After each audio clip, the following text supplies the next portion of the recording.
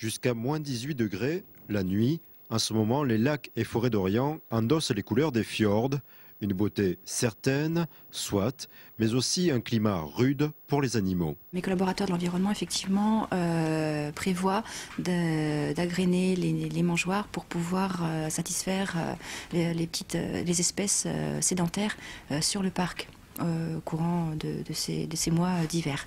On peut voir encore des grues de passage, mais ici c'est plutôt paisible et la vie est au ralenti, en tout cas pour la faune.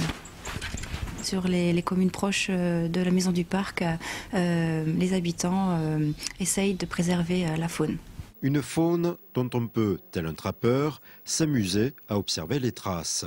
Mais ici, par exemple, vous avez la possibilité de voir plus facilement un sanglier qui est venu fouiller pour trouver sa nourriture. C'est vrai que la neige aide à repérer ces endroits sans problème entre le contraste de la terre et la neige blanche à côté. C'est plus difficile paradoxalement de voir les animaux à cette époque par rapport à d'autres époques de l'année où les lacs sont couverts d'oiseaux d'eau. Là, les animaux souffrent du froid, donc les animaux se font discrets et peu actifs en fait. On voit de loin un tas noir qui se détache dans la neige et qui fume paradoxalement, et en fait quand on s'approche, au bout d'un moment, les animaux vous sentent et partent, et c'est les sangliers qui sont en tas vivants et qui dégagent et qui se réchauffent comme ça. Et ça, c'est exceptionnel de voir ça. Plus facile d'accès, la plage de Géraudot ou le lac de Ménil-Saint-Père se laissent regarder dans un silence absolu.